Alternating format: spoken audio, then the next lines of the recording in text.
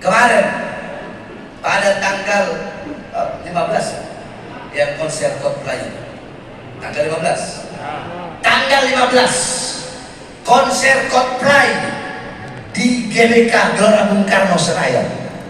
Coldplay grup band LGBT, Coldplay grup band LGBT, sponsor LGBT dunia, saudara-saudara, datang ke Indonesia.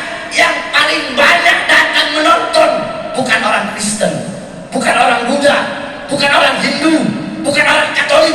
Yang paling banyak nonton abnaul muslimin wal muslimat, putra-putri Islam, putra-putri Islam, anak-anak kita yang paling banyak nonton. Dan itu direstui oleh pemerintah. Bahkan presidennya ikut tonton, saudara-saudara. Kacau apa tidak? Kacau apa tidak? Ini merusak generasi bangsa, betul?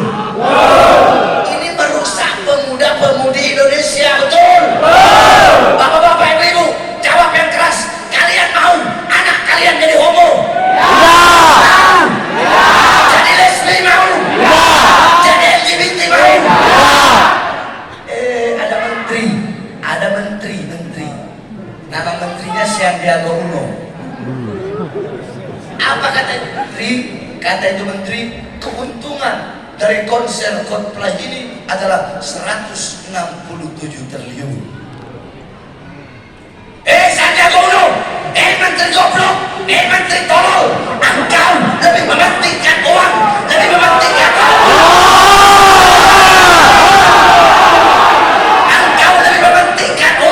daripada nasib anak-anak bangsa Indonesia. Saya tanya, menteri kayak gini punya otak nggak? Otaknya? Bodoh apa pinter? Apa pinter? Pinter apa tolol? Pinter apa tolol? Goblok. Jadi menteri kok lebih mementingkan uang daripada generasi bangsa, betul? Ada lagi satu, Mahfud MD.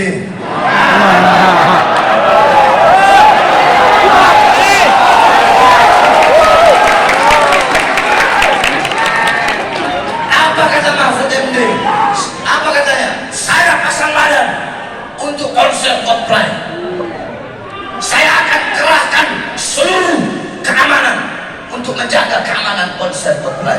Saudara-saudara, sayang seribu kali sayang, waktu konser itu tanggal 15 saya lagi ceramah di Jambi. 14, 15 sampai 16, 3 hari saya ceramah di Jambi. Saya sampaikan, Mahfud MD, kau pasang badan untuk konser LGBT. Demi Allah, andaikan tanggal 15 saya ada di Jakarta, saya yang pimpin perangnya, saya akan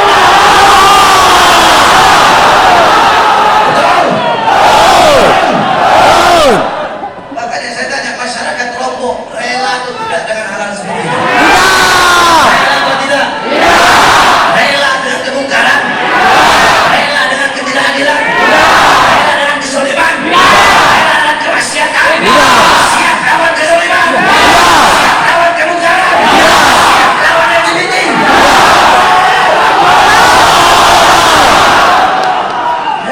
Saya jadi menteri kepala goblok semua. Betul. Kita mau pasang badan buat konser Coldplay LGBT, goblok menteri. Padahal ini menteri ngerti agama. Betul. Betul. Oleh karenanya saudara-saudara, jaga anak-anak kalian daripada pergaulan-pergaulan yang tidak benar, pergaulan-pergaulan yang tidak betul. Didik anak-anak kalian dengan pendidikan agama, pendidikan Quran, sunnah-sunnah Rasulullah.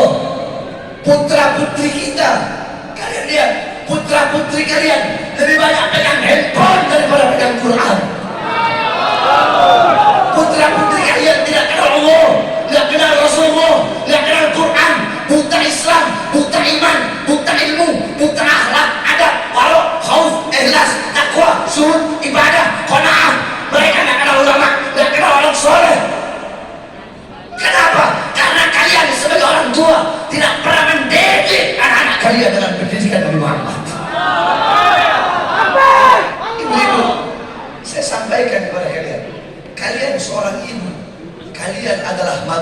madrasatul ula. Kalian adalah madrasah pertama, mu'allimah, mu'addibah, mudarrisah. Kalian pengajar pertama, guru pertama, ustaz pertama, kiai pertama bagi putra putri kalian adalah kalian sebagai seorang ibu. Baik buruknya anak tergantung daripada ibunya. Saya tanya, waktu anak dengan ibu dan waktu anak dengan bapak lebih banyak siapa? Lebih banyak siapa? Maka yang membentuk sifat, yang membentuk karakter seorang anak itu adalah seorang ibu. Contoh, saya kasih contoh. Dia Hadramut, saudara-saudara. Hadramut ditarik kota para ulama, kota para aulia. Hadramut melahirkan para ulama, melahirkan para aulia. Tukang dagang di Hadramut, yang dagang di pasar, yang jualan ikan asin, yang jualan kurma, yang jualan kismis, yang jualan roti kering, mereka nggak boleh jualan kalau belum hatam 3 kali kitab Minhajul Talibin ya Imam An-Nawawi. Itu tukang jualan. Jadi mereka harus hatam 3 kali kitab Minhajul Talibin. Nah, ada seorang perempuan namanya Syekhah Al-Amudi. Dia mensyarahkan kitab Minhajul Talibin ya Imam An-Nawawi. Di akhir syarahnya dia memberikan taklik, dia kasih komentar, catatan kaki. Apa catatan kakinya, komentarnya? Tolong kasih maaf, tolong kasih uzur, tolong kasih ampun kalau ada kata-kata yang salah dalam pensyarahan ini kitab. Karena aku menyarahkan ini kitab, menulis ini kitab dalam keadaan menyusui anak-anakku. Perempuan di Hadramut nyusuin anak sambil ngarang kitab, sambil nyarahin kitab Minhaj.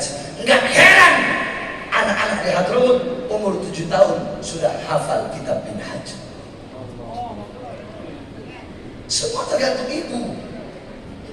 Al-Habib Ali bin Muhammad Al-Habsyi, Sahibul Maulid, di umur 10 tahun beliau mendapat maqam kewalian yang paling tinggi di atas kutub.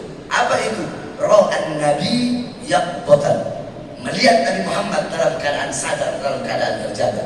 Itu beliau dapatkan di umur 10 tahun. Kenapa? Karena ibu beliau Syarifah Alwiyah Al-Jufri, ibu beliau ketika Habib Ali masih umur 6 tahun, apa kata ibunya? Wahai Ali, ibu gak bakal ridho sama kamu.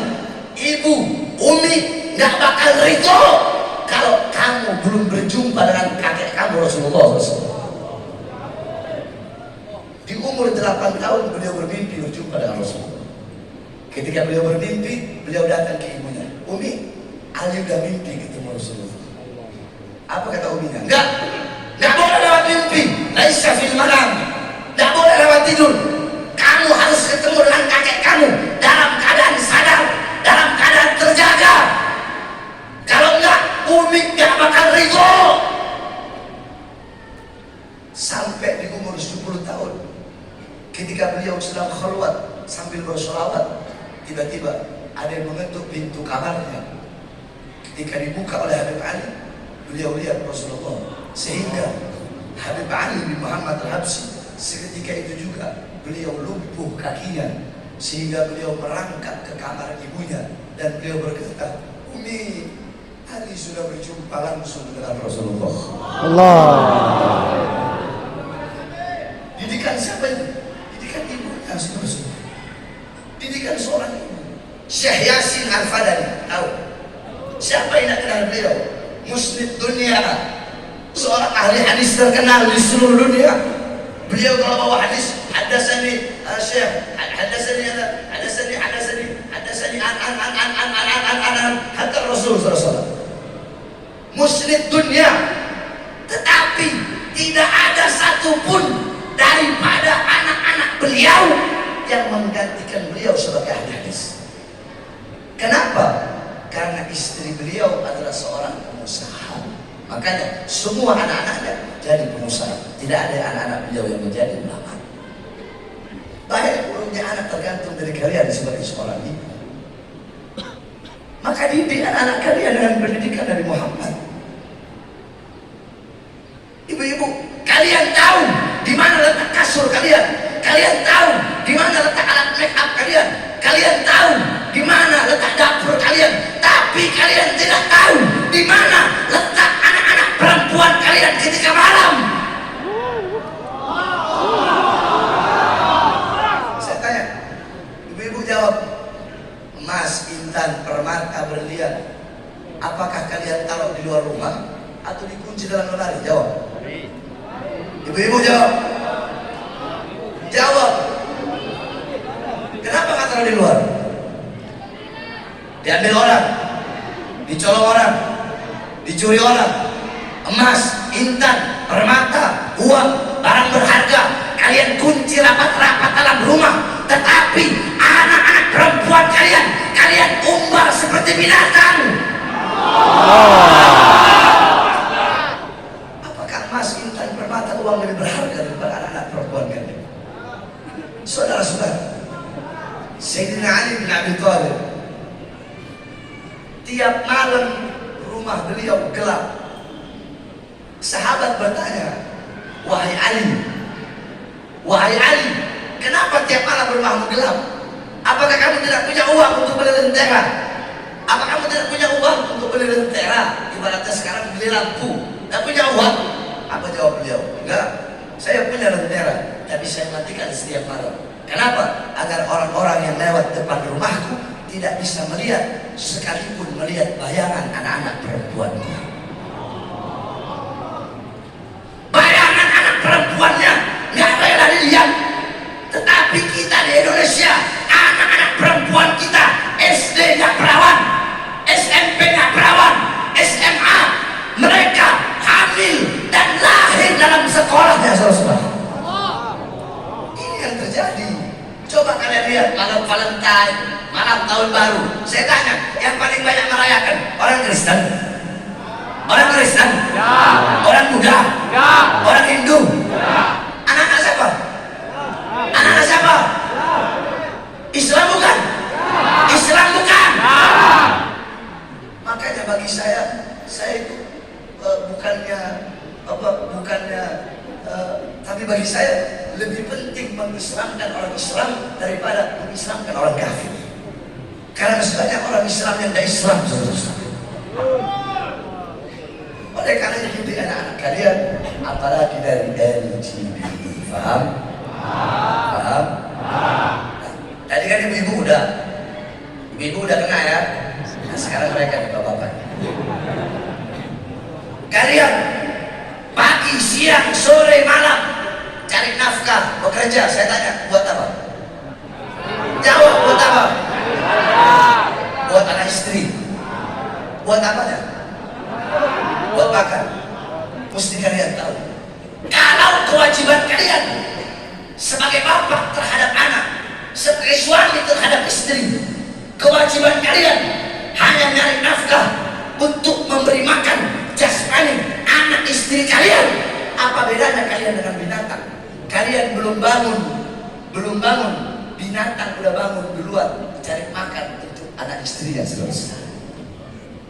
Iya kan? Ada yang lebih penting, ada yang harus lebih kalian utamakan, ada yang harus lebih kalian dahulukan. Apa itu? Memberi makan jiwa, hati, dan ruh anak istri kalian. Apa makanan jiwa? Apa makanan hati? Apa makanan ruh? Makanan jiwa, makanan hati, makanan ruh adalah ilmu. Hati 3 hari gak kena ilmu, hati menjadi mati. Maka tanyakan kepada diri kalian sebagai bapak terhadap anak, sebagai suami terhadap istri, telah berapa lama kalian menjadi sebab hati anak dan istri kalian mati. Jadi ibarat kata, anak itu kayak penumpang, istri itu kapal, suami itu nahkodanya. Kalau kapalnya bocor, kapalnya rusak, penumpangnya bakal celaka. Rusak atau tidaknya kapal tergantung nahkoda. Jadi kembali lagi kepada kalian, benar gak ibu? Benar gak? Baik gurunya anak tergantung ibu, baik gurunya ibu sebagai seorang istri tergantung Makanya dalam Al-Quran Allah katakan, ku anfusakum wa ahlikum naro. Jagalah diri kalian, anak istri kalian, keluarga kalian, saudara-saudara kalian dari api neraka. Bagaimana cara menjaganya? Imam Abdullah bin Abbas berkata, alimuhum wa adibuhumuddin. Caranya cuma satu, didik mereka, ajari mereka dengan pendidikan agama. Paham? Ini yang pertama. Saya ini punya penyakit jantung, jadi kadang suka subuh-subuh. Jadi saya gak lama lagi, saya bahas yang kedua. Yang pertama udah paham ya? Udah paham ya? Baik, sekarang yang kedua. Saudara-saudara, ini musim pemilu, betul? Betul?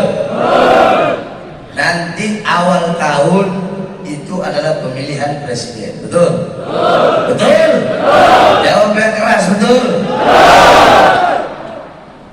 Saudara-saudara, Nabi Adam alaihissalam pernah berkata, idza aradtum an fi'la syai'an faqaddimu thalathata asya' fa ihda min thalatha istashhirul akhyar. Kata Nabi Adam, hei anak cucuku, hei manusia, kalau kalian ingin melakukan perbuatan apapun, hal apapun, maka dahulukan 3 perkara ini sebelum kalian melakukannya. Salah satu dari 3 itu, saya gak bahas yang 2. Salah satu dari 3 itu, bermusyawarahlah dengan orang soleh, bermusyawarahlah dulu dengan orang-orang yang baik. Karena andaikan dulu aku musyawarah sama malaikat, minta pendapat malaikat, minta nasihat malaikat untuk makan buah khuldi, pasti malaikat akan memberikan nasihat dan pendapat untuk agar aku jangan makan buah khuldi tersebut. Sayangnya aku tidak minta pendapat dan nasihat malaikat. Jadi dalam hal apapun, perbuatan apapun, kita harus minta nasihat para ulama, para tuan guru. Dalam hal apapun, contoh, kalian punya anaknya baru lahir, datang ke tuan guru, datang ke para ustaz, para kiai, para habaib. Tuan guru, saya baru punya anak, nama yang bagus apa? Nanti tuan gurunya bilang, oh nama yang sunnah itu pakai abad. Apapun itu, Abdullah, Abdul Rahman, Abdul Rahim, Abdul Malik, Abdul Aziz, Abdul Somad, pokoknya abad, ada abadnya itu sunnah. Yang kedua, sunnah memberi nama anak dengan nama-nama para nabi, nama-nama para rasul. Ada Idris, Nuh, Saleh, Ibrahim, Yahya, Zakaria, Isa, Yunus, Ilyas. Sunnah memberi nama anak dengan namanya Nabi Muhammad.